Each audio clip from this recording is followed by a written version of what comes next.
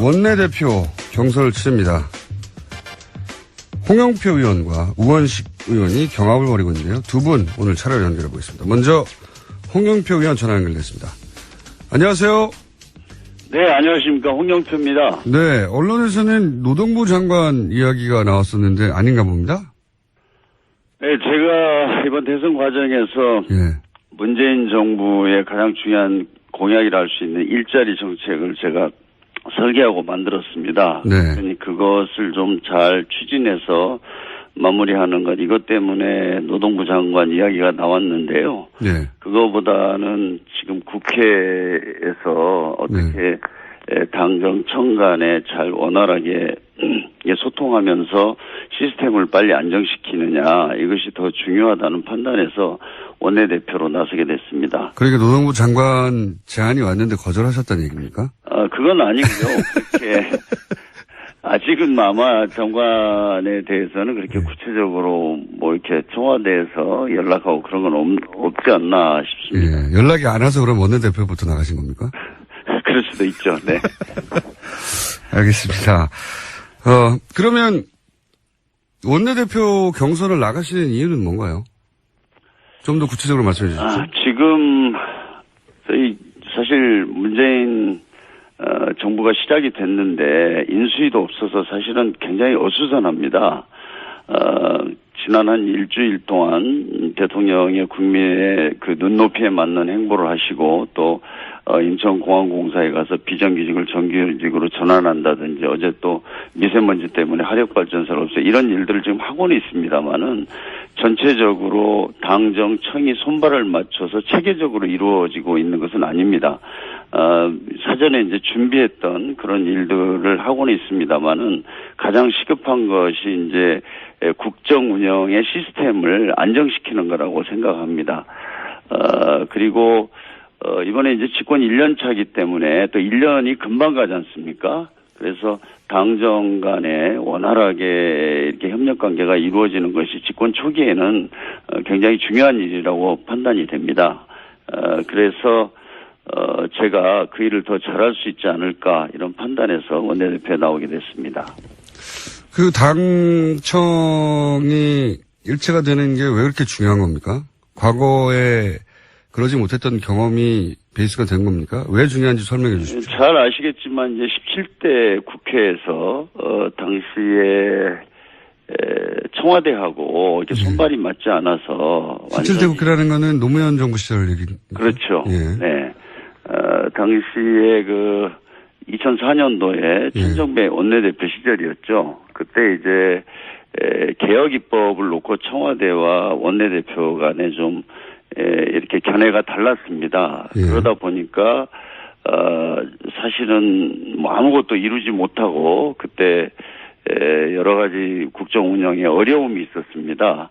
그래서 이번에는 저희가 반복해서는 안 된다. 일단 당정이 긴밀하게 협력하는 관계가 만들어지고 물론 뭐 당정 간의 관계가 과거처럼 보수주의 정권에서 보수 기득권 정권처럼 청와대가 지시하고 당이 따르는 뭐 이런 것은 있을 수가 없습니다만은 수평적인 관계 속에서도 긴밀하게 협력이 이루어져야 된다.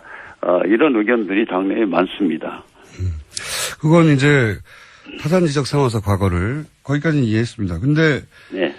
그 일을 왜 본인이 가장 잘할 수 있는 거죠? 그걸 잘할 수 있겠다 싶으셔서 지금 원내대표 나가신 거 아닙니까? 우선은 제가 다시 말씀드리지만 저는 이번 대선 과정에서 지금 일자리 정책하고 개헌에 대한 제가 준비를 했습니다. 그래서 이 두 사안이 아주 중요하지 않습니까? 개헌 문제도 어차피 내년 지자체까지 반드시 실현을 해야 되는데 그러기 위해서는 시간이 그렇게 많지 않습니다. 그런데 아시지만은 문재인 대통령은 분권형 4년 중임제 대통령제를 해야 된다는 생각을 가지고 있고 당에서는 이원 집정부제나 내각제 이렇게 또 말씀하시는 분들이 많거든요. 그래서 이것도 어떻게 잘 조율하느냐가 사실 개헌의 성공 여부에 대단히 중요한 과제라고 봅니다. 그래서 제가 문재인 대통령이 그 후보 시절에 개헌 대해서 안을 만들 때 제가 그걸 주도했습니다. 그래서 그런 것도 내용을 좀 잘 알고 있기 때문에 당 내에서 좀 토론을 하거나 논의를 하는 과정에서 좀 더 많은 역할을 할 수 있지 않을까 이렇게 생각이 됩니다. 근데 이제 친문으로 언론에서는 분류를 하고 있고 그래서 친문이 원내대표가 되면 야권과 이제 협상을 하게 될 때 당신은 어차피 문재인 사람이고 문재인 정부 말을 듣는 거 아니냐 이렇게 해서 오히려 협상이 제대로 되지 않을 수도 있다. 이렇게 지적을 한다면요?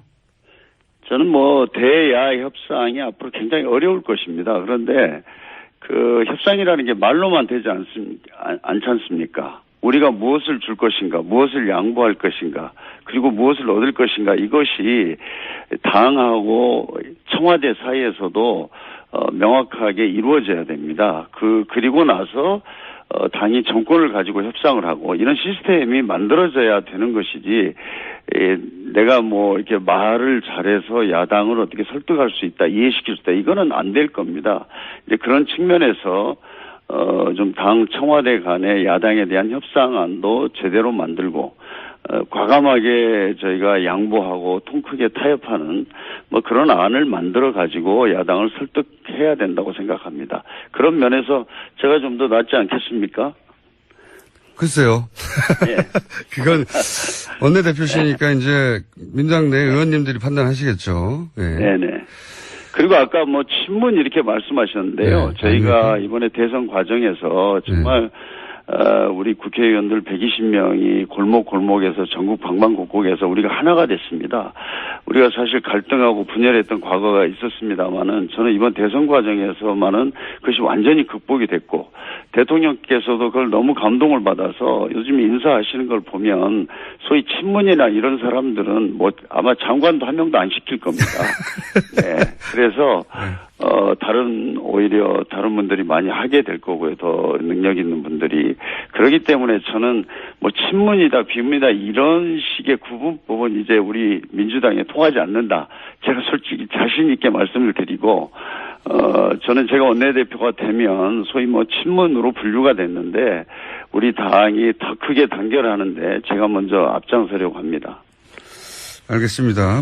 친문, 비문이 있는지는 좀 더 지나보면 알겠죠. 대선 때야 적이 있으니까 다 뭉쳤겠지만, 말씀처럼 그런 게 다 사라졌는지는 이제 알게 될 테니까 그때 다시 질문 드리기로 하고. 저를 믿어주십시오. 제가 원내대표 되면 예. 아마 그런 얘기 더 안 나올 겁니다. 네. 알겠습니다. 그러면 거꾸로 소위 이제 문재인 대표 시절 혹은 그 이후 후보 시절 내내 문재인 대표나 후보를 도왔던 분들이 오히려 이 인사에서 배제되는 역차별이 있는 거 아닙니까? 갑자기 생각나서 질문 드리는데. 저는 역차별은 아니고요. 저는 대통령께서는 아주 실용주의적으로 아주 능력이 있는 분, 그런 분들을 발탁해서 그건 단순하게 당뿐만 아니라 야당까지도 포함해서 대탕평의 인사, 정말 능력 있는 사람을 적재적소에 배치하겠다 이런 생각을 가지고 있으시기 때문에 저는 그런 것은 걱정 안 하셔도 되고요.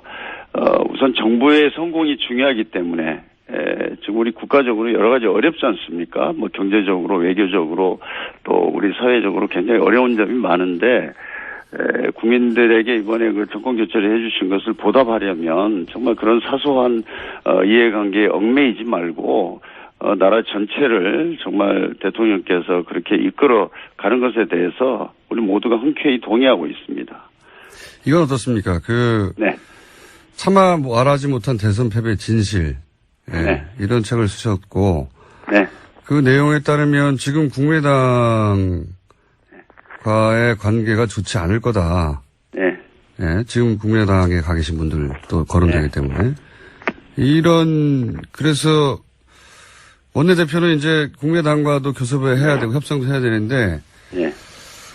이런 말들도 있습니다. 예. 국민의당이 좋아하겠느냐. 예. 홍영표 원내대표를. 예.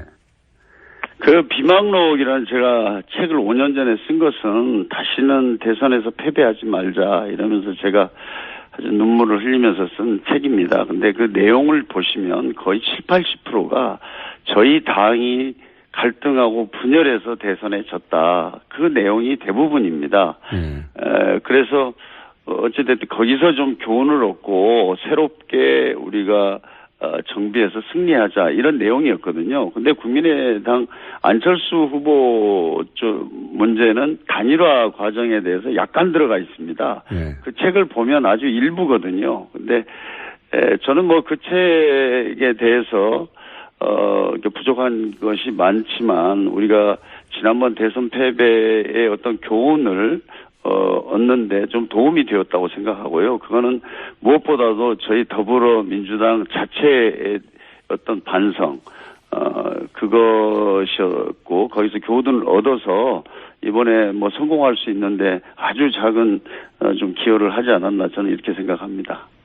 뭐, 그런 의미가 있긴 한데, 제 말은 이제, 네. 여기서 이제 구체적으로 말씀하시니까 말씀드리면, 네. 당시 2012년에 안철수, 후보와의 단일화 과정에서 이제 안철수 후보 진영을 비판을 했기 때문에, 근데 그분들이 지금 국민의당의 축이기 때문에, 국민의당이 이 혼케이 홍영표 원내대표를 받아들이겠냐 이런 의도의 질문입니다.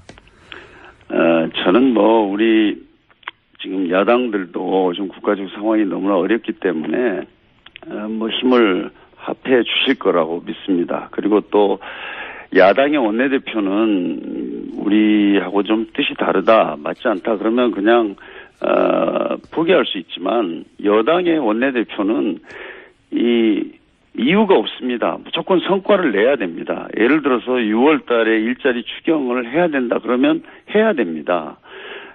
그런 데서 저는 뭐 과거의 그런 얽매이기보다는 어떤 국가의 미래에 관련된 많은 어떤 국정 과제들에 대해서 야당과 정말 성심성의껏 또 진정성을 다해서 설득하고 이해시키고 동의를 구하는 수밖에 없다고 생각합니다. 그건 뭐 누가 해도 마찬가지라고 봅니다. 네.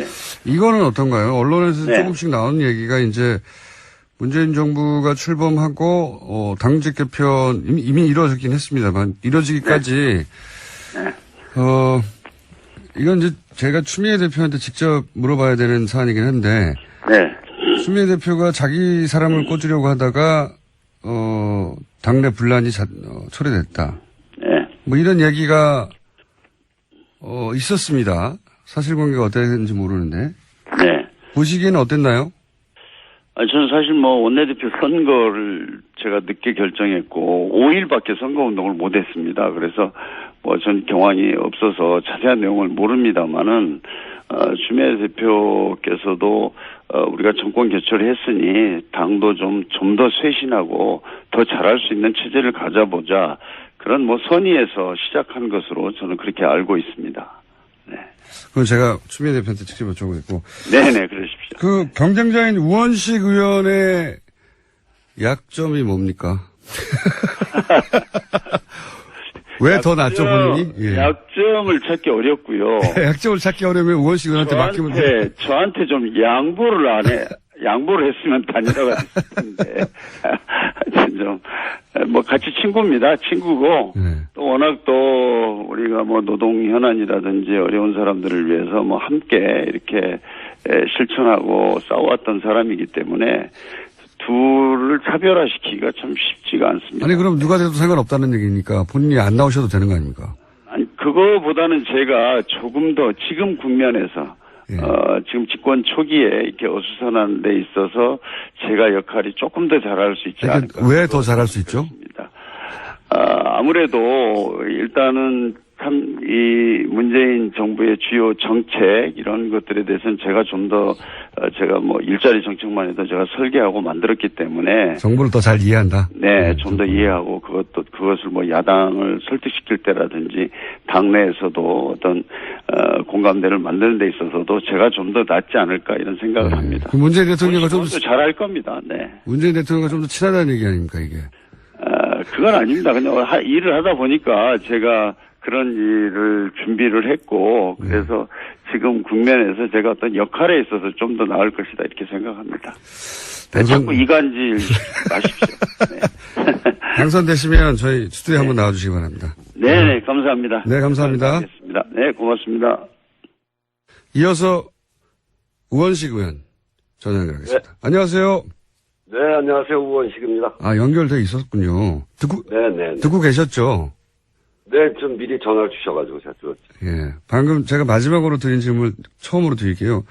네. 의원님이 왜 더 낫죠? 저요. 예. 지금은 이제 뭐 당정청 간의 유기적인 협력과 예. 또 하나는 야당과의 협치 두 가지가 아주 중요할 때거든요. 예. 특히 우리가 이제 여소야대 정국이고 해야 될 일이 굉장히 많은데 야당 협조를 구하지 않으면 뭐 아무것도 하기가 어렵잖아요. 예. 그런 점에서 이제 당정청 협력을 구하고 하는 거는 우리 홍영표 의원도 잘하실 수 있고 예. 또 어떤 면은 저보다 조금 더 나을 수도 있고. 아, 그건 인정하시는군요. 조금 더 나을 수도 있다. 당정청. 예. 근데 뭐 또 한편으로 보면 대통령께서 우리가 지난 대선은 완전히 다 우리가 문재인이다, 우리가 민주당이다 이러고 치렀기 때문에 그렇죠. 그 정도의 차이는 깻잎 한 장 정도 차이 뭐 그런 정도라고 보고요. 제가 이제 특별히 강점이 있는 거는 그 야당과의 협치를 하는 데 있어서 다른 불필요한 논란 없이 그리고 제가 이제 이 총민당 때부터 오랫동안 사람들하고 관계도 해왔기 때문에 야당과의 협치에 있어서 좀 더 넉넉한 품을 갖고 있는 원내대표다 이런 생각이고요. 특히나 이제 대통령께서 하시는 일 또 우리가 해야 될 일 이런 일이 굉장히 많이 있어요. 복잡하고 또는 어려운 협상들이 있는데 저는 그동안 아주 그 이 갈등 현장에서 을지로 위원장으로 갑과 을의 정치 협상보다 더 어려운 민생 또는 생존권 협상에서 그걸 잘 이끌어왔던 아주 단단한 협상력을 갖고 있는 사람이에요. 을지로위원회 위원장이시고. 작년에는 제가 맞다. 이렇게. 예. 을지로위원회 위원장이시고, 예. 네네. 그 말씀하시는 것 같으니까. 그러니까, 그, 홍영표 의원이 문재인 대통령과 조금이라도 더 가까운 건 사실로 인정하시는 겁니까? 그거 오래됐으니까. 저보다는 오래됐죠. 그리고 옛날에 청와대도 같이 있었고. 그러면 이건 어떻습니까? 가까운 건 맞고요. 네. 이건 어떻습니까? 이제 언론에서는 워낙 분류를 하기 좋아하니까. 네네. 그러니까 김근태 전 의원 계열이고 그래서 비문이다. 이렇게 표현하던데 이거 맞는 표현입니까? 워낙 갈르길 좋아해서 갈르는 분들이 네. 자꾸 갈라지라고 그렇게 갈르는 거예요. 언론은 그런 걸 좋아합니다. 예. 네. 이런 그렇지 않고요. 이런 분류 맞나요? 저한테 대해서는 예. 어떨 때는 친문이라고 그러고 어떨 때는 비문이라고 그러고 지금 뭐 되게 범주류라고 그러고 뭐 그래요. 그렇군요. 저는 뭐 개파 이런 거하고는 좀 거리가 있고요. 예. 제가 옳다고 생각하는 일, 특히 뭐 저한테는 이제 닉네임이 붙어 있는 게 을지로위원회 위원장인데 네. 4년 동안 정말 고통받는 국민의 현장, 갑의 횡포가 있고 을들이 눈물 흘리는 현장, 그 어려운 데마다 찾아다녀서 저를 개파로 구분하기는 정말 부적절할 겁니다. 예. 을지로위원회는 유명하죠. 예. 저도 잘 알고 있습니다. 그럼 예. 심지어는 뭐 정의당보다 더 진보적인 이런 표현이 나올 정도로 예. 진보적인 건 아니고요. 네. 국민 현장 속으로 가는 건데 고통받는 국민들 곁으로 가는 거를 진보 보수로 나눌 수는 없고 그거는 저는 그래서 늘 하는 얘기가 좌도 우도 아닌 아래로 가야 된다. 그게 정치가 해야 될 일이다. 이렇게 이야기해왔거든요.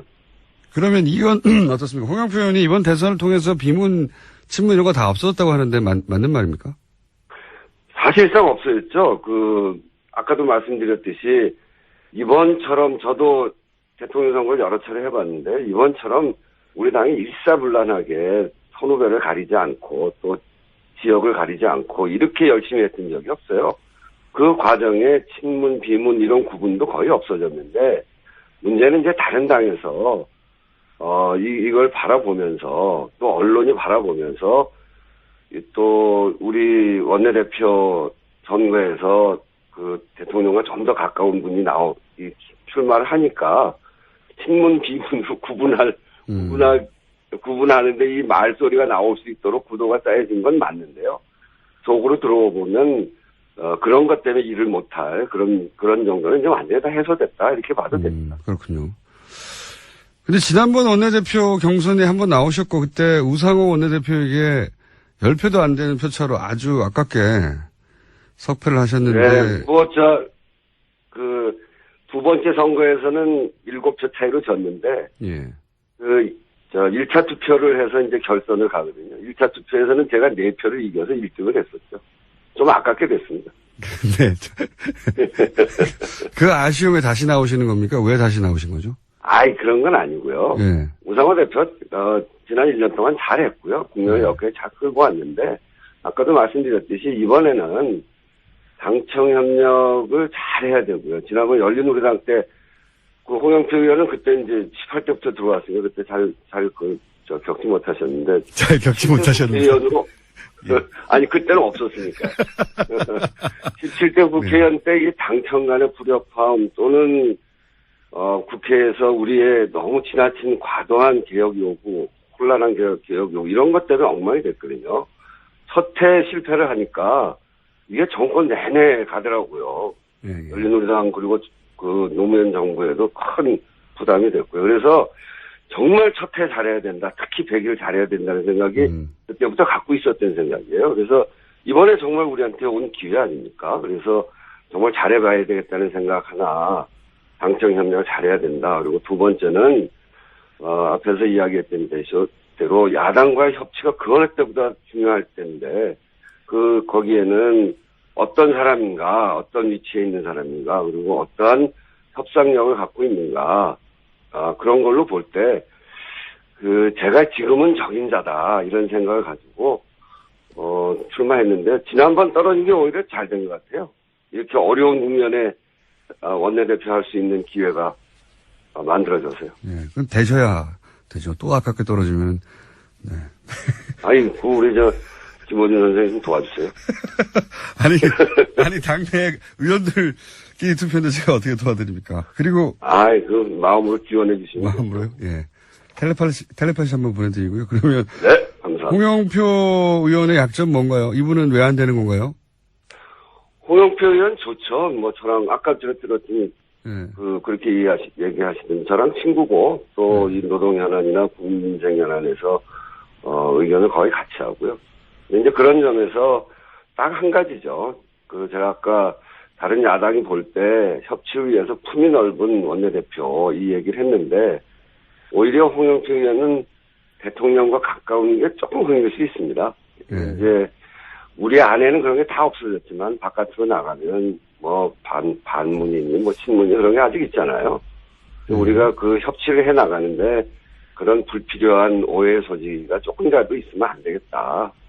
이제 그런 점에서 지금은 다음번은 충분히 저는 좋다고 생각하는데 이번에는 제가 맞겠다. 특히 이제 대통령께서 대당청 인사를 하는 이유도 바로 그런 거 아니겠어요? 그런 점에서 제가 조금 낫다 이런 말씀이죠.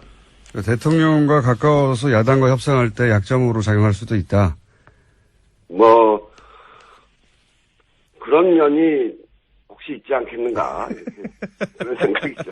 그건 너무 부족하게 물어보지 마세요. 예. 되게 그 의견은 제가 말씀드린 거니까. 대통령과 가까우니까 여기서 하는 말이 대통령에 바로 전달되고 쉽게 실행되겠다. 이렇게 강점으로 작용할 수도 있지 않습니까? 네, 그거는 강점이고요. 예.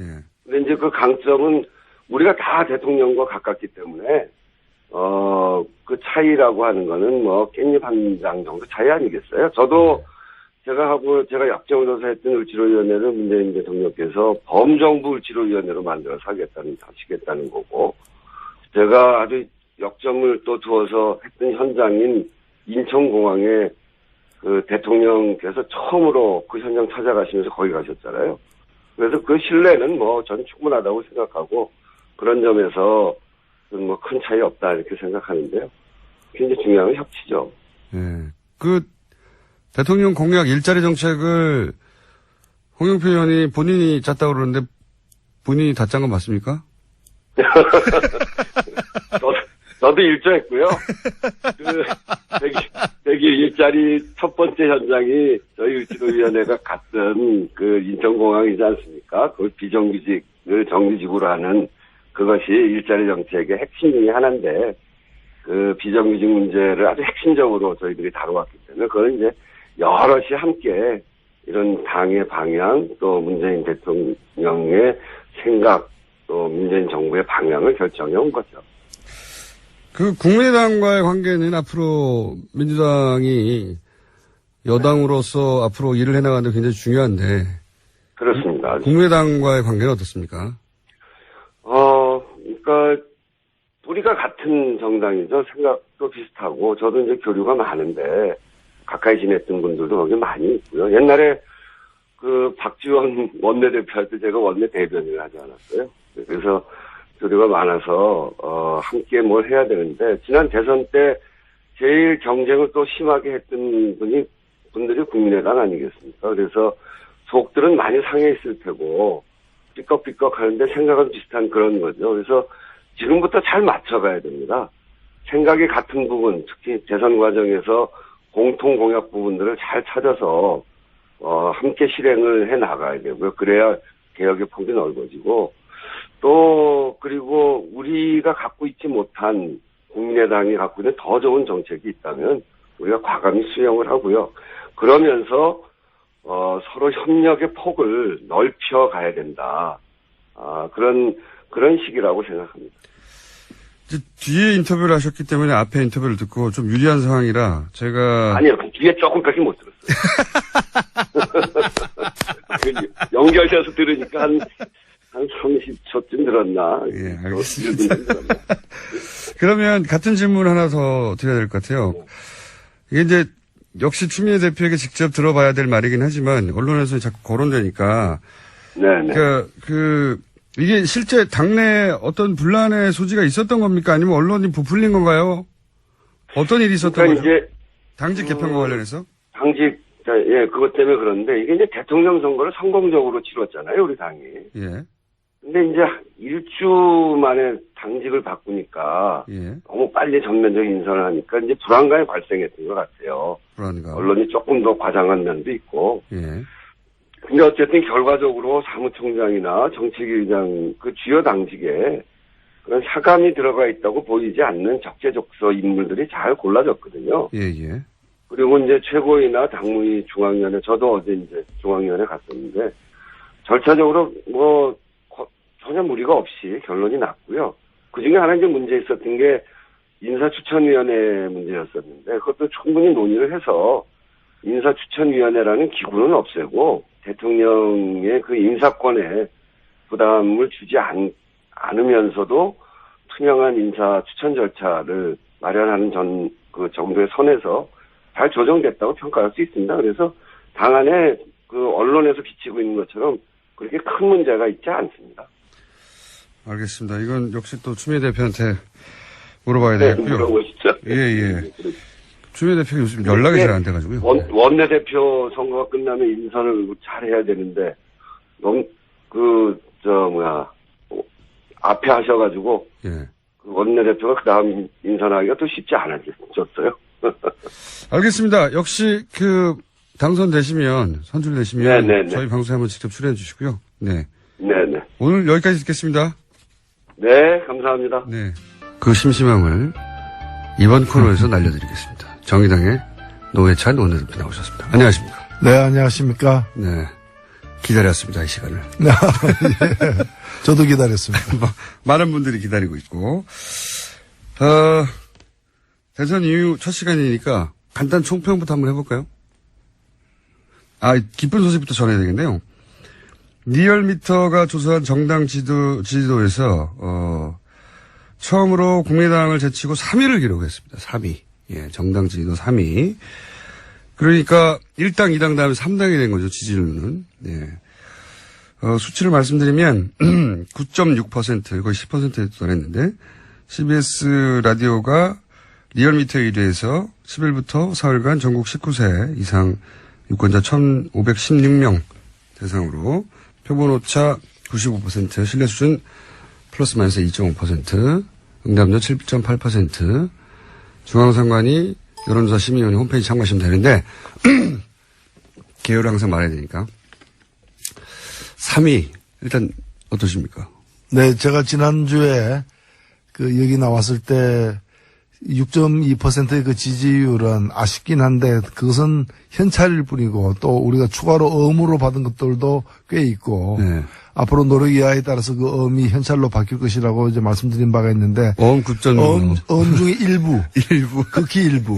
극히 일부. 극히 일부가 우선 이렇게 바뀐 것 같고요. 결국에는 이 대통령 선거 투표에 대한 아쉬움을 가진 분들도 일부 있을 수 있습니다. 그러니까 그렇죠.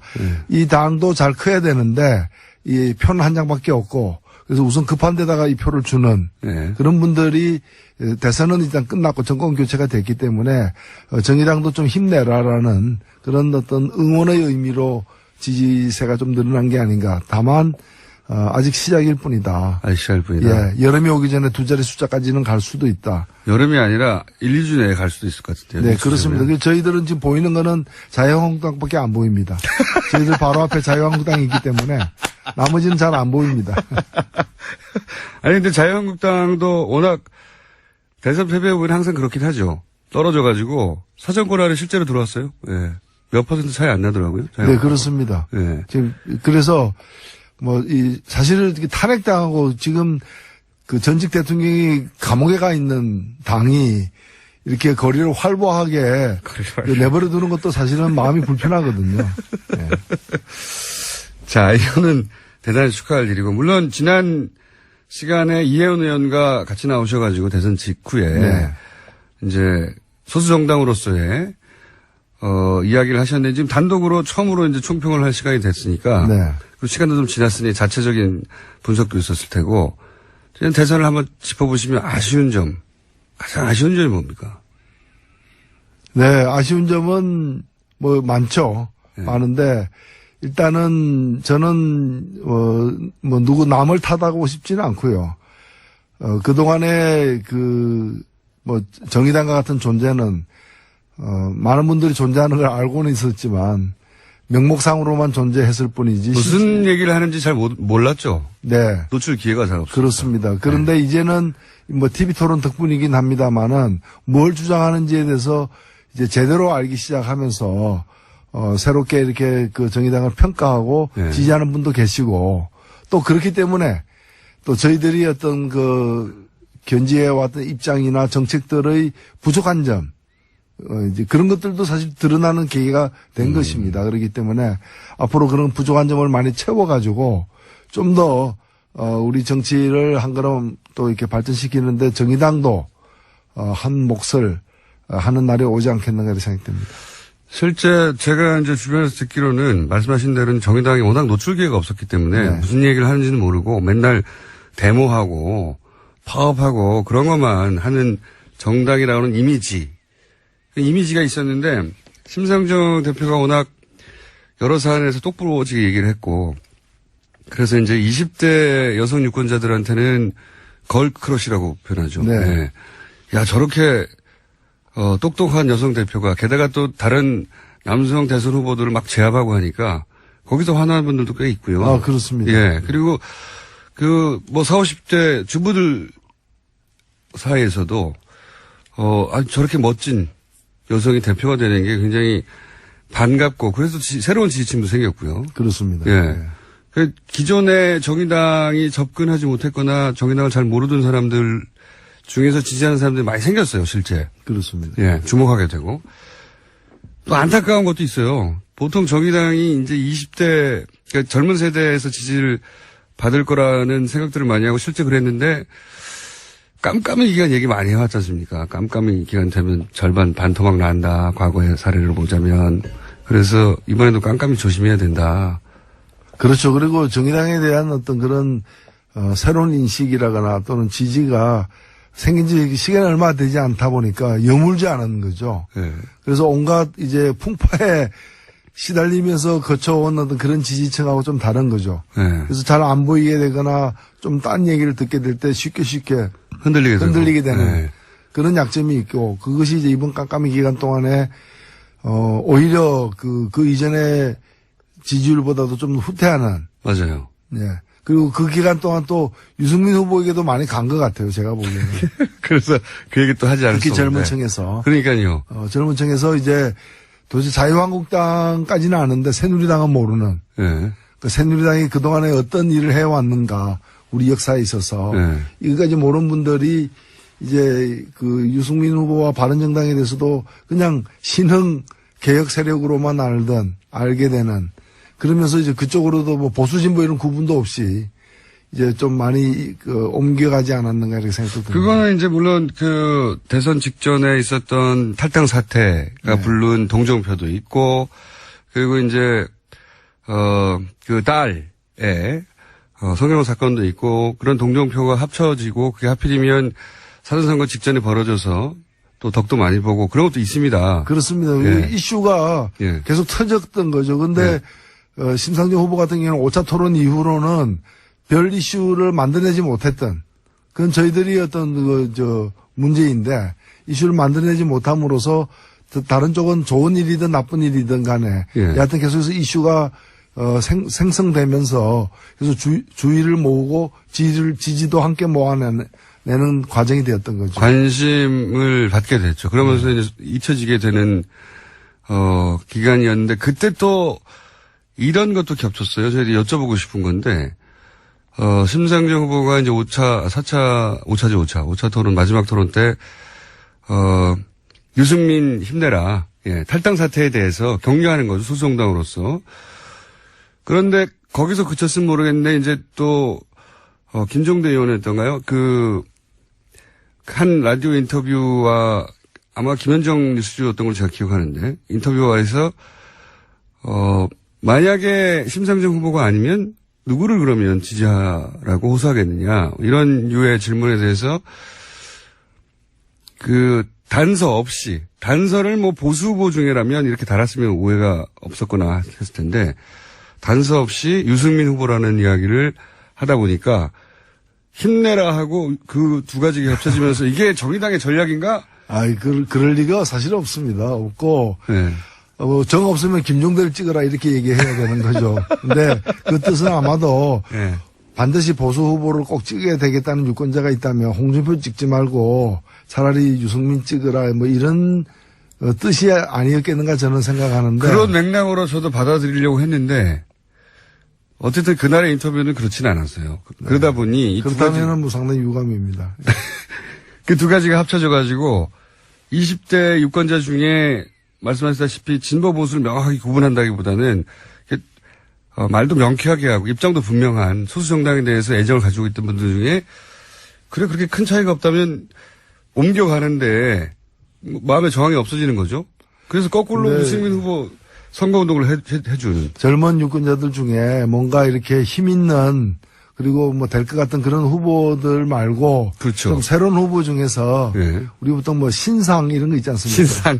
예, 뭐, 얼리 어답터 뭐 이런 뭔가 새로 나오게 되면 이제 아직 덜 팔리더라도 자기는 선택하고 싶은 그런 걸 찾으려고 하는 젊은 유권자들에게는 뭐 심상정 후보도 신상으로 보였지만은 유승민 후보도 신상으로 보였던 거죠. 그렇게 신상으로 보이는 뭐랄까요, 동정표, 선거에서 가장 무서운 동정표가 몰릴 때, 이때 정의당 입장에서 그러면 유승민 후보를 찍어도 된다라고 하는 일종의 시그널, 허락 같은 심정적인, 그래? 그럼 괜찮은 거야 하고 옮겨가게 하는 역할을 해줬다는 거예요. 하여튼 저희가 그렇게 여유 있는 집안이 아닌데, 그렇게 보였다면은 저희들이 좀, 자만했던 거죠.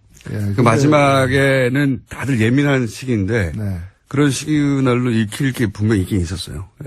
그거는 의도하진 않았더라도 피해가 됐다. 실제로 많이 빠져나갔죠, 막판에. 판세 분석하실 때. 저는 그렇게 생각합니다. 좀 빠져나갔습니다. 빠져나갔고 유승민 후보 쪽으로 간 것도 꽤 있고요. 그래서 순위가 바뀌었지 않습니까? 저는 그게 제일 뼈아픈 대목입니다.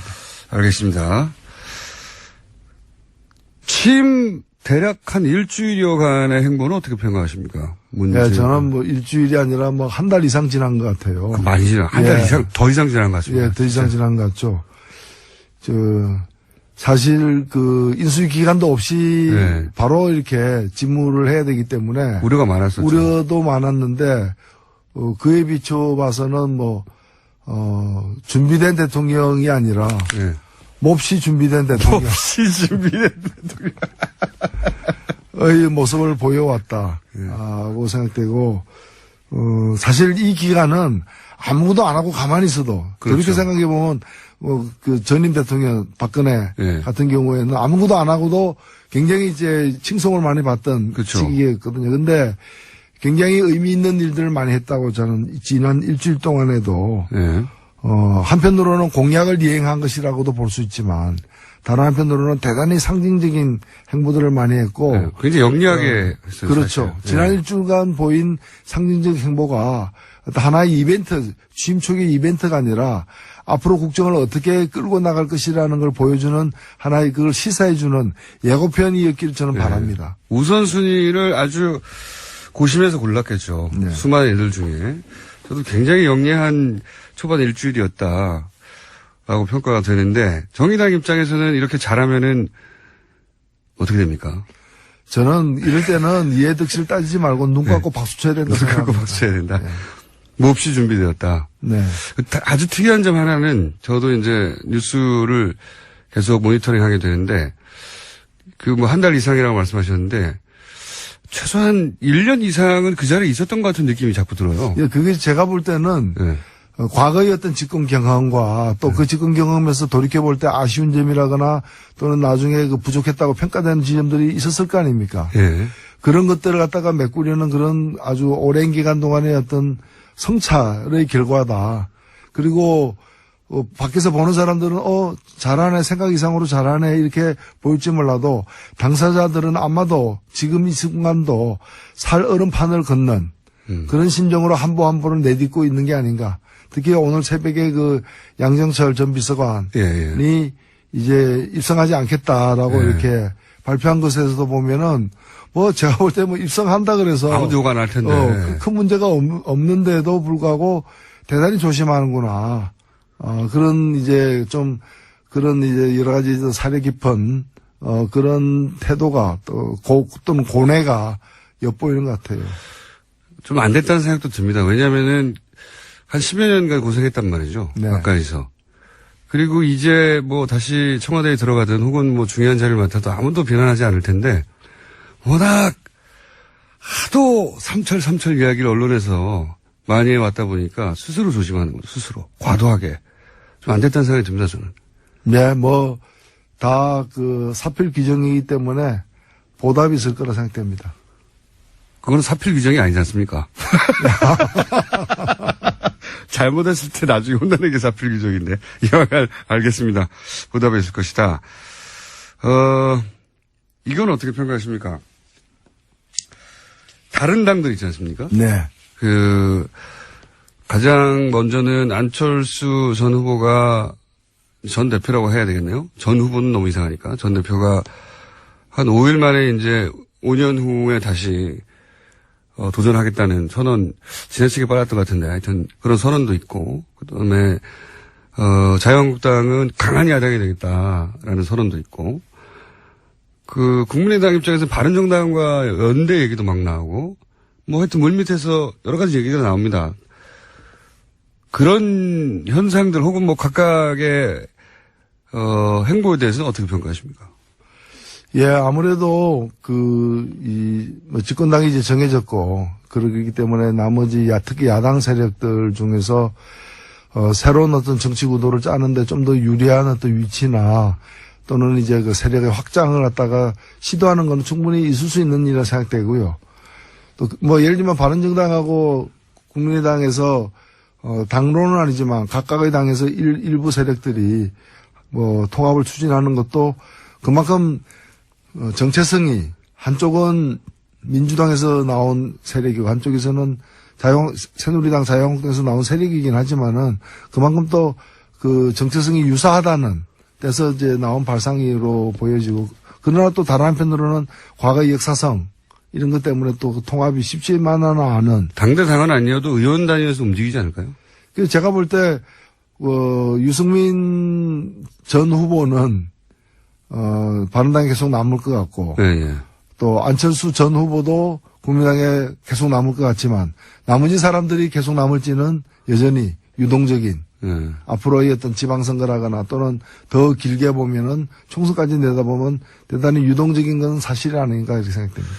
안철수 후보 워낙 갑자기 다시, 보통 이제 대선 지고 나면은 이제 반성 얘기 나오고, 뭐, 백서 얘기 나오고, 뭐, 해고록 쓰고, 혹은 뭐, 심지어는 은퇴 얘기도 나오고, 한동안 잠잠했다가, 그런데 비해서는 안철수 후보가 지나치게 빨리 나온 거 아니냐. 보통 이제 지지자들, 이렇게 선거라는 게 마음의 빚을 차곡차곡 쌓아갔다가 이렇게 탁 받아가는 건데, 마음의 빚을 쌓을 그런 틈도 없이 너무 빨리 나온 게 아니냐. 전 너무 다급했다.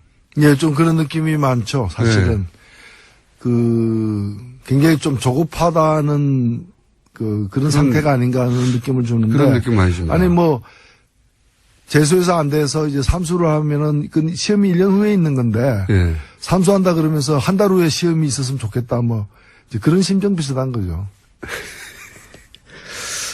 그래서 저는 소위 참모진, 대선 기간 내내 있었던 참모진, 아마 아주 가까운 참모진 누군지는 모르겠습니다. 그런 참모진의 판단이 잘못된 게 아닐까, 이번에도. 이렇게 빨리 나올 이유는 없었습니까, 사실. 글쎄요, 그게 참모진의 판단인지. 본인의 판단인지. 예, 본인의 판단에 더 가까운 게 아닌가 생각됩니다. 좀 안타깝더라고요, 저는. 좀 이렇게 묵혀서, 과거에 이제 김대중 전 대통령, 거슬러 나가면 많습니다만, 김대중 전 대통령 같은 경우에는 은퇴 선언까지 하고, 정계 은퇴 선언을 했다가 이제 몇 년 있다 돌아왔는데, 정계 은퇴 선언 때 그 아쉬움과 안타까움 같은 게 잔뜩 사람들 마음에 쌓여 있다가 다시 그걸 받아간 거거든요. 그런 과정이 없어서. 제가 하여튼 그 부분까지 챙길 여유는 없습니다. 여유는 없고, 저는 오히려 더 눈여겨봐야 될 것은 뭔가면은, 어저께 나온 여론조사이긴 합니다만은, 그 같은 여론조사에서, 국민의당이 이제 8.8%인가요? 네네. 4위가 되었는데, 물론 여론조사란 거는 좀 앞으로도 달라질 수 있겠습니다만은, 선거 결과 지난 일주일 전에 선거에서 안철수 후보가 얻었던 득표의 거의 3분의 1 수준으로 떨어졌거든요. 네. 절반 이하로 떨어졌는데, 일주일 만에, 그것도 원래 국민의당을 지지하지 않던 사람들이 문제가 아니라 국민의당을 지지했던, 안철수 후보를 지지했던 사람의 3분의 2 가까운 사람이 떨어져 나갔다는 거죠. 마치 무슨 소설 제목처럼 추락하는 것은 날개가 없다는 식으로 이제 떨어져 나가버렸는데, 이런 걸 좀 눈여겨봐야 될 것 같아요. 네. 그러니까요. 냉철한 자기 분석이 먼저 있어야 될 것 같은데, 그거 전에 먼저 나와서 잘못된 판단이었던 것 같은데, 정의당 입장에서 그걸 챙길 여력이 없고요. 이걸 어떻습니까? 그게 이제 초반에 이제 투닥투닥 왔다 갔다 했던 말들이었는데, 정의당에 누군가도 입각할 수 있고, 바른정당에 누군가도 입각할 수 있고, 이건 물론 청와대에서 나온 얘기는 아니었습니다. 이제 민주당 인사들 입에서 이제 본인들의 아이디어였는지, 혹은 대선 기간 동안 그런 정도의 아이디어가 왔다 갔다 했던 거를 이제 대선이 끝나고 나서 기쁜 마음에 입 밖으로 낸 건지 그건 모르겠습니다만, 그런 아이디어를 왔다 갔다 했잖아요. 정의당 입장에서는 그런 입각 제한이 만약이라도 있다면 어떻게 대응하실 생각이십니까? 근데 현실로 되지 않은 걸 전제로 해가지고 네. 말씀을 드리기는 쉽지 않고요. 다만, 이제 후보들이 한 얘기를 가지고 명백히 직접 한 얘기들을 보면은 공동정부라거나 네. 협치라거나 통합정부라거나 이런 이야기들이 그 예외 없이 많은 분들이 얘기를 그렇죠. 했었어요. 예, 예. 홍준표 후보 빼고는 다 얘기했는데. 다 얘기한 부분들인데, 네. 이제 이런 부분들은 물론 이제 선거의 득표 전략상으로 한 부분도 있겠지만은 네. 또 여소야대라는 누가 집권을 하든 여소야대일 수밖에 없는 엄연한 현실을 배경으로 이루어진 얘기들이긴 합니다. 그렇기 때문에 이런 것들이 구체적으로 어떻게 실현될 것인지에 대해서 사실 이게 우리 정치사에도 그렇게 유례가 많지 않은 예. 사례가 많지 않은 드문 일이죠. 드문 일이거든요. 예. 일이기 때문에 과거에 전혀 없었던 건 아닙니다. 김종필 총리 정도 그렇습니다. 좀 이례적인 예. 있었는데. 근데 그때는 아예 DJP 연합을 하고 했으니까요. 그렇죠. 예. 그래서 지금은 어떻게 보면은 일반론으로서 제기한 겁니다. 구체적인 누구와 그렇죠. 누구 이렇게 제기된 게 아니라 이제 공동정부라 만든 이런 근데 그것이 어떻게 구체화될 것인지 좀 진지하고 정중한 제안이 오면 고려해 볼 수도 있는 거죠. 물론 그렇습니다. 물론 그렇습니다만 그걸 어떤 경우에도 안 한다라거나 이렇게 얘기할 수는 없는 것인데 정의당 입장에서는 뭐 선거 과정에서도 얘기가 됐고 저는 뭐 그전부터도 얘기했습니다만은 예를 들면 어떤 정치 개혁 이런 것을 굵직굵직한 정치 개혁 사안 이런 것을 가지고서 힘을 합하는 예. 선거제도를 바꾼다거나 예. 뭐 아니면은 어떤 저희가 뭐 이번 대선 전에 야 3당 공조도 열심히 했습니다만은 서로가 함께 할 수 있는 여러 가지 그 주요한 정책 추진 사안들이 있을 거 아닙니까? 예. 그러니까 하나하나 이렇게 공조하고 또 흩어졌다 공조하고 이게 아니라 그런 것들 좀 패키지로 해가지고 예, 예. 여기서 여기까지 그리고 그 중에는 뭐 일부 몇 개라도 이렇게 또 직접 집권 세력들이 공약한 건 아니라 하더라도 괜찮은 어떤 정책들이 함께 할 수 있다면은 다른 후보의 정책 중에서 그런 것도 이제 포함시켜가지고 패키지로 해가지고 같이 밀겠다. 이거 뭐 국민들 앞에 떳떳하게 얘기하고, 이런 걸 하기 위해서도 힘을 합하기로 했다라거나 뭐 그렇게 좀 추진되는 것이 더 바람직하지 않겠는가. 그건 뭐 당연히 그런 과정에서. 그런 과정 중에 그런 과정에서 이런 뭐 인적인 문제까지도 네. 반드시 포함돼야 된다는 건 아니지만 그럴 수도 경우에 있다. 따라서 포함될 수도 있고 그렇게 되는 것이 좀 더 바람직한 방식이 아니겠는가 생각됩니다. 그럴 수도 있겠네요. 과거에 이제 이런 얘기를 드린 이유 중에 하나가 과거에 노무현 그 정부와 당시 이제 민주노동당 관계가 그다지 세련되지 못했었잖아요. 예. 그렇죠. 예. 그래. 아쉬운 기억으로 많은 사람들한테 남아있으니까, 이번에는 좀 더 세련되고, 멋진 어떤 협력 관계를 맺을 수도 있지 않을까. 그래서 그 당시에도 제가, 예. 물론 이제 집권 초기는 아닙니다만은, 당시 대통령께서 이제 대연정을 예. 가지고 뭘 하겠다 했을 때 사실 그게 당시 한나라당에 의해서 수용될 가능성이 누가 보더라도 적었거든요. 예, 예. 뭐 그 자체도 이제 평가할 지점이 여러 가지가 있겠지만 차라리 소연정하자 민주노동당 그러니까 소연정해도 나름대로 힘이 되기 때문에 예. 그래서 그 당시 민주노동당이 내걸고 있던 몇 가지 정책 사안들을 또 수용하는 방식으로 해서 뭐 소연정은 어떠냐라는 제가 그 제안했다가 당에서도 상당히 좀 곤란한 지경에 놓이기도 했는데 잘 모르시겠지만은, 노회찬 대표가 당에서 비주류입니다. 그렇지 않습니다. 완전 주류는 아니시잖아요. 제가 뭐 술을 자주 먹지 않기 때문에 주주는 아닙니다만은. 여하간. 그래서 이제, 이번에는 좀, 실제 좀 세련되게, 그리고 그게 어떤 자리인지는 모르겠지만, 이 인적인 관계에서도 협력하고 그런 모습을 보여주면 사람들에게 훨씬 더, 저는 적인장 입장에도 굉장히 좋을 것 같거든요. 이게 단순히, 위에서 아래로 우리한테 뭐 자리를 하나 주는 거야? 이런 식으로 받아들일 게 아니라, 현실 정치 세력으로서 집권 능력이 있다는 걸 실제 뭐 장관 자리든 뭐든 행정으로 보여주는 것도 필요하잖아요. 예, 뭐 정치는 생물이기 때문에 예.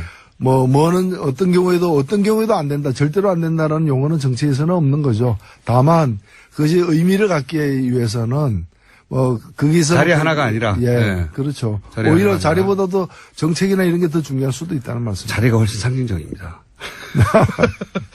조국 민정수석 보십시오. 예. 예. 사람 한 사람 인선하는 것으로 갖는 상징성이나 파고가 굉장히 크거든요. 정책을 연대하고 협치해 나가는 것도 굉장히 중요하고 실질적인데. 그거야 뭐 누구에게나 조국은 잘 돼야죠. 예. 조국 민정수석 선임에 대해서는 어떻게 생각하십니까? 제가 SNS에도 그런 글을 썼는데 사실 조국 교수는 오랫동안 저희 이제 10년 이상 저희 후원회장이었어요. 예. 그래서 사실 그렇게 민정수석이 되면은 제 후원회장을 계속 맡을 수가 없잖아요. 예. 그래서 저는 이제 훌륭한 후원회장을 잃었지만 사실 문재인 정부는 최고의 민정수석을 얻은 셈이다. 어떤 의미에서 최고라고 생각하십니까? 예, 민정수석이라면 이제까지 보면 대통령을 위한 음지에서 일을 갖다가 하는 어떤 그렇죠. 네. 그런 조용히 검찰을 조종하는. 예, 그런 이제 별로 이렇게 좀 백일화에 드러내놓고 공명정대하게 일을 처리할 수 없는 그런 일들을 하는 사람으로 많이 여겨져 왔습니다. 뒷조사 전문 이런 거. 그렇습니다. 느낌이. 예, 근데 오히려 이 조국이라는 사람이 민정수석을 맡음으로써 뭐 별 얘기 안 해도 민정수석이 해야 될 바가 과거와는 180도 달라졌다는 걸 사람들이 느끼게 만드는 효과가 있었던 거죠. 저는 최상의 인선이었다고 생각됩니다. 그렇군요. 얼굴 패권에 대해서는 어떻게 생각하십니까? 네, 저는 뭐 본인도 그것을 자기의 약점이라고 이제 늘 얘기를 해왔고. 그렇게 말하면 저도 정말 미워요. 아니, 저는 뭐 그 심정을 이해할 것 같아요. 저도 과거에 그랬기 때문에. 그래서 저는 뭐 측은지심을 갖고 보고 있습니다. 측은지심. 아니, 제가 이제 이게 농담처럼 한 얘기가 자유한국당에서는 아예 진짜로 그 외모를 걸고 넘어져가지고 그 논평 못 보셨군요. 예. 예. 자유한국당에서 한번 찾아보십시오. 다음 시간에 시간이 거의 다 돼서 오늘 여기까지만 얘기할 텐데 정말로 외모에 대해서 진지하게 문제 삼더라고요. 네, 그쪽은 주로 돈을 들여서도 고치는 쪽이잖아요. 하여튼, 오늘 여기까지 해야 될 것 같은데, 혹시 본인에게 장관 제안이 온다면, 지나가는 얘기처럼 제가 여쭤보는 건데, 마지막으로. 고심 끝에 수락, 이런 건가요? 예, 궁금하시죠? 다음번에 네. 얘기하겠습니다. 알겠습니다. 지금까지 정의당의 노회찬 원내대표였습니다. 그건 뭐 누가 해도 마찬가지라고 봅니다. 네. 이거는 어떤가요? 언론에서 네. 조금씩 나오는 얘기가 이제 문재인 정부가 출범하고 당직 개편 이미 이루어졌긴 했습니다만 이루어지기까지 네. 이건 이제 제가 추미애 대표한테 직접 물어봐야 되는 사안이긴 한데 네. 추미애 대표가 자기 사람을 꽂으려고 하다가 당내 분란이 초래됐다. 네. 뭐 이런 얘기가 있었습니다. 사실관계가 어땠는지 모르는데 네. 보시기에는 어땠나요? 저는 사실 뭐 원내대표 선거를 제가 늦게 결정했고 5일밖에 선거운동을 못했습니다. 그래서 뭐 전 경황이 없어서 자세한 내용을 모릅니다만은 추미애 대표께서도 우리가 정권 교체를 했으니 당도 좀 더 쇄신하고 더 잘할 수 있는 체제를 가져보자. 그런 뭐 선의에서 시작한 것으로 저는 그렇게 알고 있습니다. 네. 그건 제가 추미애 대표한테 직접 여쭤보겠고. 네네, 그러십시오. 그 경쟁자인 우원식 의원의 약점이 뭡니까? 왜 더 낫죠, 본인이? 예. 약점을 찾기 어렵고요. 약점을 찾기 어려우면 우원식 의원한테 맡기면 돼요. 저한테 좀 양보를 안 해. 양보를 했으면 다니다가 됐을 텐데. 좀, 뭐, 같이 친구입니다. 친구고. 네. 또 워낙 또, 우리가 뭐, 노동현안이라든지 어려운 사람들을 위해서 뭐, 함께 이렇게 실천하고 싸워왔던 사람이기 때문에, 둘을 차별화시키기가 참 쉽지가 않습니다. 아니, 그럼 누가 돼도 상관없다는 얘기니까 본인이 안 나오셔도 되는 거 아닙니까? 아니, 그거보다는 제가 조금 더 지금 국면에서, 예. 지금 집권 초기에 이렇게 어수선한 데 있어서 제가 역할이 조금 더 잘할 수 있지 않을까. 왜 더 잘할 수 있죠?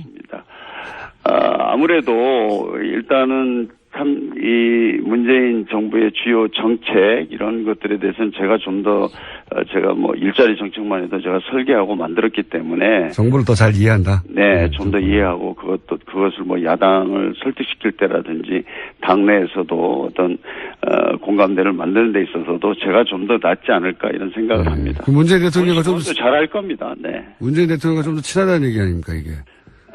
그건 아닙니다. 그냥 일을 하다 보니까 제가 그런 일을 준비를 했고 그래서 지금 국면에서 제가 어떤 역할에 있어서 좀 더 나을 것이다 이렇게 생각합니다. 네, 자꾸 이간질 마십시오. 네. 당선되시면 저희 스튜디오에 한번 나와주시기 바랍니다. 네, 감사합니다. 네, 감사합니다. 알겠습니다. 네, 고맙습니다. 이어서 우원식 의원 전화 연결하겠습니다. 네. 안녕하세요. 네, 안녕하세요. 우원식입니다. 연결돼 있었군요. 듣고 계셨죠? 네, 좀 미리 전화를 주셔가지고 제가 들었죠. 예. 방금 제가 마지막으로 드린 질문을 처음으로 드릴게요. 네. 의원님이 왜 더 낫죠? 저요. 예. 지금은 이제 뭐 당정청 간의 유기적인 협력과 예. 또 하나는 야당과의 협치 두 가지가 아주 중요할 때거든요. 예. 특히 우리가 이제 여소야대 정국이고 해야 될 일이 굉장히 많은데 야당 협조를 구하지 않으면 뭐 아무것도 하기가 어렵잖아요. 예. 그런 점에서 이제 당정청 협력을 구하고 하는 거는 우리 홍영표 의원도 잘하실 수 있고 예. 또 어떤 면은 저보다 조금 더 나을 수도 있고. 아, 그건 인정하시는군요. 조금 더 나을 수도 있다. 당정청. 예. 근데 뭐 또 한편으로 보면 대통령께서 우리가 지난 대선은 완전히 다 우리가 문재인이다, 우리가 민주당이다 이러고 치렀기 때문에 그렇죠. 그 정도의 차이는 깻잎 한 장 정도 차이 뭐 그런 정도라고 보고요. 제가 이제 특별히 강점이 있는 거는 그 야당과의 협치를 하는 데 있어서 다른 불필요한 논란 없이 갑자기 생각나서 질문 드리는데.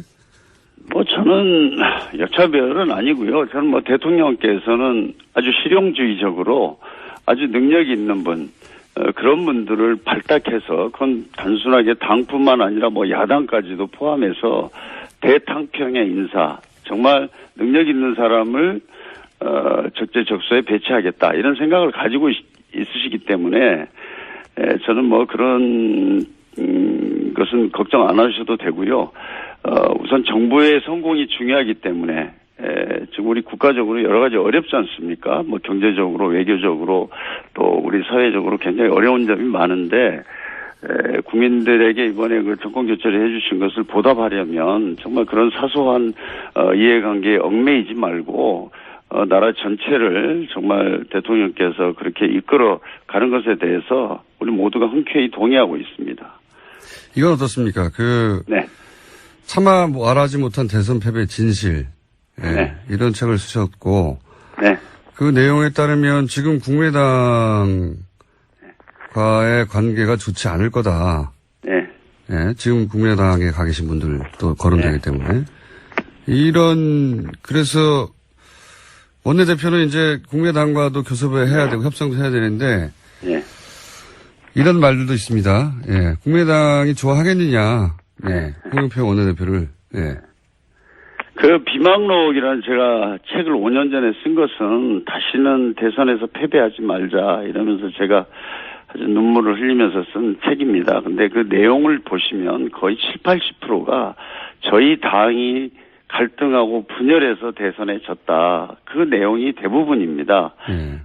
그래서 어찌됐든 거기서 좀 교훈을 얻고 새롭게 우리가 정비해서 승리하자 이런 내용이었거든요. 근데 국민의당 안철수 후보 문제는 단일화 과정에 대해서 약간 들어가 있습니다.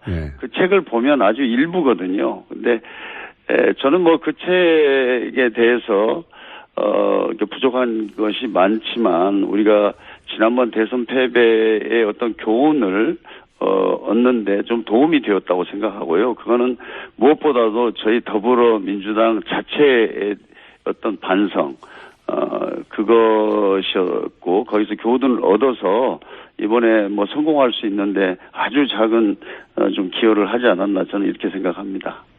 뭐, 그런 의미가 있긴 한데, 제 말은 이제, 네. 여기서 이제 구체적으로 말씀하시니까 말씀드리면, 네. 당시 2012년에 안철수, 후보와의 단일화 과정에서 이제 안철수 후보 진영을 비판을 했기 때문에, 근데 그분들이 지금 국민의당의 축이기 때문에, 국민의당이 흔쾌히 홍영표 원내대표를 받아들이겠냐, 이런 의도의 질문입니다. 저는 우리 지금 야당들도 좀 국가적 상황이 너무나 어렵기 때문에, 힘을 합해 주실 거라고 믿습니다. 그리고 또 야당의 원내대표는 우리하고 좀 뜻이 다르다, 맞지 않다 그러면 그냥 포기할 수 있지만 여당의 원내대표는 이유가 없습니다. 무조건 성과를 내야 됩니다. 예를 들어서 6월 달에 일자리 추경을 해야 된다 그러면 해야 됩니다. 그런 데서 저는 과거의 그런 얽매이기보다는 어떤 국가의 미래에 관련된 많은 어떤 국정 과제들에 대해서 야당과 정말 성심성의껏 또 진정성을 다해서 설득하고 이해시키고 동의를 구하는 수밖에 없다고 생각합니다. 원내대표 경선을 치릅니다. 홍영표 의원과 우원식 의원이 경합을 벌이고 있는데요. 두 분 오늘 차례로 연결해 보겠습니다. 먼저 홍영표 의원 전화 연결됐습니다. 안녕하세요. 네, 안녕하십니까. 홍영표입니다. 네, 언론에서는 노동부 장관 이야기가 나왔었는데 아닌가 봅니다. 네, 제가 이번 대선 과정에서 문재인 정부의 가장 중요한 공약이라 할 수 있는 일자리 정책을 제가 설계하고 만들었습니다. 네. 그러니 그것을 좀 잘 추진해서 마무리하는 것, 이것 때문에 노동부 장관 이야기가 나왔는데요. 네. 그거보다는 지금 국회에서 어떻게 당정청 간에 잘 원활하게 소통하면서 시스템을 빨리 안정시키느냐, 이것이 더 중요하다는 판단에서 원내대표로 나서게 됐습니다. 그러니까 노동부 장관 제안이 왔는데 거절하셨다는 얘기입니까? 그건 아니고요. 그렇게 아직은 아마 장관에 대해서는 그렇게 구체적으로 뭐 이렇게 청와대에서 연락하고 그런 건 없지 않나 싶습니다. 예. 연락이 안 와서 그럼 원내대표부터 나가신 겁니까? 그럴 수도 있죠. 네. 알겠습니다. 그러면 원내대표 경선을 나가시는 이유는 뭔가요? 좀 더 구체적으로 말씀해 주십시오. 지금 저희 사실 문재인 정부가 시작이 됐는데 인수위도 없어서 사실은 굉장히 어수선합니다. 지난 한 일주일 동안 대통령의 국민의 그 눈높이에 맞는 행보를 하시고 또 인천공항공사에 가서 비정규직을 정규직으로 전환한다든지 어제 또 미세먼지 때문에 화력발전소를 없애 이런 일들을 지금 하고는 있습니다만은 전체적으로 당정청이 손발을 맞춰서 체계적으로 이루어지고 있는 것은 아닙니다. 사전에 이제 준비했던 그런 일들을 하고는 있습니다만은 가장 시급한 것이 이제 국정 운영의 시스템을 안정시키는 거라고 생각합니다. 그리고 이번에 이제 집권 1년 차이기 때문에 또 1년이 금방 가지 않습니까? 그래서 당정 간에 원활하게 이렇게 협력 관계가 이루어지는 것이 집권 초기에는 굉장히 중요한 일이라고 판단이 됩니다. 그래서 제가 그 일을 더 잘할 수 있지 않을까 이런 판단에서 원내대표에 나오게 됐습니다. 그 당청이 일체가 되는 게 왜 그렇게 중요한 겁니까? 과거에 그러지 못했던 경험이 베이스가 된 겁니까? 왜 중요한지 설명해 주십시오. 잘 아시겠지만 이제 17대 국회에서 당시에 청와대하고 이렇게 손발이 맞지 않아서 17대 국회라는 거는 노무현 정부 시절 얘기입니다. 그렇죠. 예. 네. 당시에 2004년도에 천정배 원내대표 시절이었죠. 그때 이제 개혁 입법을 놓고 청와대와 원내대표 간에 좀 이렇게 견해가 달랐습니다. 예. 그러다 보니까 사실은 뭐 아무것도 이루지 못하고 그때 여러 가지 국정 운영에 어려움이 있었습니다. 그래서 이번에는 저희가 반복해서는 안 된다. 일단 당정이 긴밀하게 협력하는 관계가 만들어지고 물론 뭐 당정 간의 관계가 과거처럼 보수주의 정권에서 보수 기득권 정권처럼 청와대가 지시하고 당이 따르는 뭐 이런 것은 있을 수가 없습니다만은 수평적인 관계 속에서도 긴밀하게 협력이 이루어져야 된다. 이런 의견들이 당내에 많습니다. 그건 이제 타산지적 삼아서 과거를 거기까지는 이해했습니다. 근데 네. 그 일을 왜 본인이 가장 그리고 제가 이제 이 총리당 때부터 오랫동안 사람들하고 관계도 해왔기 때문에 야당과 협치에 있어서 좀 더 넉넉한 품을 갖고 있는 원내대표다 이런 생각이고요. 지난 이제 대통령께서 하시는 일 또 우리가 해야 될 일 이런 일이 굉장히 많이 있어요. 복잡하고 또는 어려운 협상들이 있는데 저는 그동안 아주 이 갈등 현장에서 을지로위원장으로 갑과 을의 정치 협상보다 더 어려운 민생 또는 생존권 협상에서 그걸 잘 이끌어왔던 아주 단단한 협상력을 갖고 있는 사람이에요. 을지로위원회 위원장이시고. 작년에는 제가 맞다. 이렇게. 예. 을지로위원회 위원장이시고, 예. 네네. 그 말씀 하시는 것 같으니까. 그러니까, 홍영표 의원이 문재인 대통령과 조금이라도 더 가까운 건 사실로 인정하시는 겁니까? 그거 오래됐으니까, 저보다는 오래됐죠. 그리고 옛날에 청와대도 같이 있었고. 그러면 이건 어떻습니까? 좀 더 가까운 건 맞고요. 네. 이건 어떻습니까? 이제 언론에서는 워낙 분류를 하기 좋아하니까. 네네. 그러니까 김근태 전 의원 계열이고 그래서 비문이다. 이렇게 표현하던데 이거 맞는 표현입니까? 워낙 갈르기 좋아해서 이 갈르는 분들이 네. 자꾸 갈라지라고 그렇게 갈르는 거예요. 언론은 그런 걸 좋아합니다. 예. 네. 네. 이런 그렇지 않고요. 이런 분류 맞나요? 저한테 대해서는 예. 어떨 때는 친문이라고 그러고 어떨 때는 비문이라고 그러고 지금 뭐 되게 범주류라고 그러고 뭐 그래요. 그렇군요. 저는 뭐 개파 이런 거하고는 좀 거리가 있고요. 예.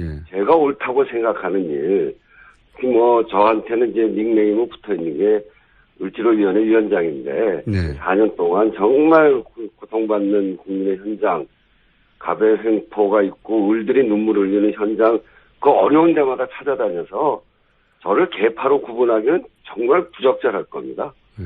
을지로위원회는 유명하죠. 예, 저도 잘 알고 있습니다. 그럼 예, 심지어는 뭐 정의당보다 더 진보적인 이런 표현이 나올 정도로 예, 진보적인 건 아니고요. 네, 국민 현장 속으로 가는 건데 고통받는 국민들 곁으로 가는 거를 진보 보수로 나눌 수는 없고 그거는 저는 그래서 늘 하는 얘기가 좌도 우도 아닌 아래로 가야 된다. 그게 정치가 해야 될 일이다. 이렇게 이야기해왔거든요. 그러면 이건 어떻습니까? 홍영표 의원이 이번 대선을 통해서 비문, 친문 이런 거 다 없어졌다고 하는데 맞는 말입니까? 사실상 없어졌죠.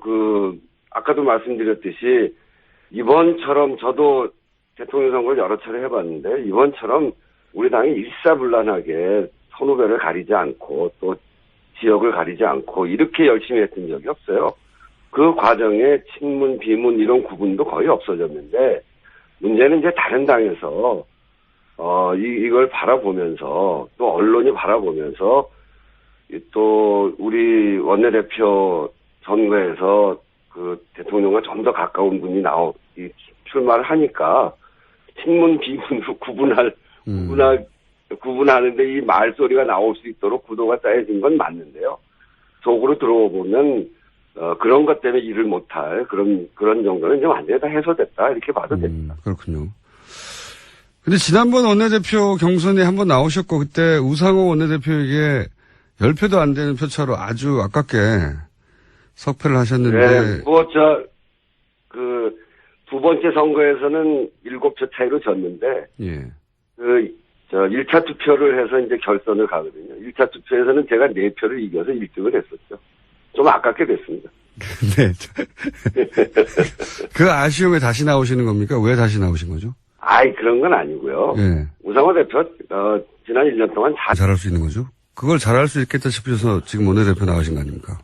우선은 제가 다시 말씀드리지만 저는 이번 대선 과정에서 지금 일자리 정책하고 개헌에 대한 제가 준비를 했습니다. 그래서 이 두 사안이 아주 중요하지 않습니까? 개헌 문제도 어차피 내년 지자체까지 반드시 실현을 해야 되는데 그러기 위해서는 시간이 그렇게 많지 않습니다. 그런데 아시지만은 문재인 대통령은 분권형 4년 중임제 대통령제를 해야 된다는 생각을 가지고 있고 당에서는 이원 집행부제나 내각제 이렇게 또 말씀하시는 분들이 많거든요. 그래서 이것도 어떻게 잘 조율하느냐가 사실 개헌의 성공 여부에 대단히 중요한 과제라고 봅니다. 그래서 제가 문재인 대통령이 그 후보 시절에 개헌에 대해서 안을 만들 때 제가 그걸 주도했습니다. 그래서 그런 것도 내용을 좀 잘 알고 있기 때문에 당 내에서 좀 토론을 하거나 논의를 하는 과정에서 좀 더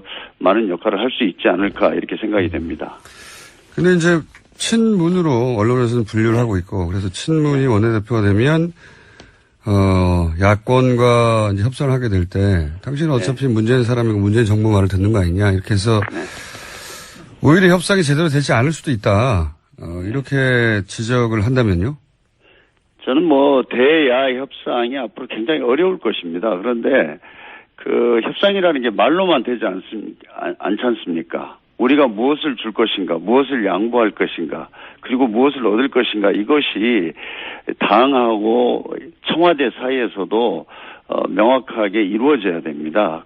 그리고 나서 당이 정권을 가지고 협상을 하고 이런 시스템이 만들어져야 되는 것이지 내가 이렇게 말을 잘해서 야당을 어떻게 설득할 수 있다, 이해시킬 수 있다 이거는 안 될 겁니다. 이제 그런 측면에서 좀 당 청와대 간의 야당에 대한 협상안도 제대로 만들고 과감하게 저희가 양보하고 통 크게 타협하는 뭐 그런 안을 만들어 가지고 야당을 설득해야 된다고 생각합니다. 그런 면에서 제가 좀 더 낫지 않겠습니까? 글쎄요. 예. 그건 원내대표시니까 이제 민주당 내 의원님들이 판단하시겠죠. 예. 네네. 그리고 아까 뭐 친문 이렇게 말씀하셨는데요. 네, 저희가 아닙니까? 이번에 대선 과정에서 정말 우리 국회의원들 120명이 골목골목에서 전국 방방곡곡에서 우리가 하나가 됐습니다. 우리가 사실 갈등하고 분열했던 과거가 있었습니다만은 저는 이번 대선 과정에서만은 그것이 완전히 극복이 됐고 대통령께서도 그걸 너무 감동을 받아서 요즘 인사하시는 걸 보면 소위 친문이나 이런 사람들은 뭐 아마 장관도 한 명도 안 시킬 겁니다. 네. 그래서 오히려 다른 분들이 많이 하게 될 거고요. 더 능력 있는 분들이. 그렇기 때문에 저는 뭐 친문이다, 비문이다 이런 식의 구분법은 이제 우리 민주당에 통하지 않는다.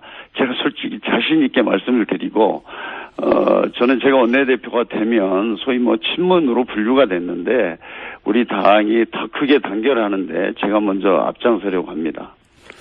알겠습니다. 뭐 친문 비문이 있는지는 좀 더 지나보면 알겠죠. 대선 때야 뭐 적이 있으니까 다 뭉쳤겠지만 말씀처럼 그런 게 다 사라졌는지는 이제 알게 될 테니까 그때 다시 질문 드리도록 저를 하고. 예. 믿어주십시오. 제가 원내대표 되면 예. 아마 그런 얘기 더 안 나올 겁니다. 네. 알겠습니다. 그러면 거꾸로 소위 이제 문재인 대표 시절 혹은 그 이후 후보 시절 내내 문재인 대표나 후보를 도왔던 분들이 오히려 이 인사에서 배제되는 역차별이 있는 거 아닙니까?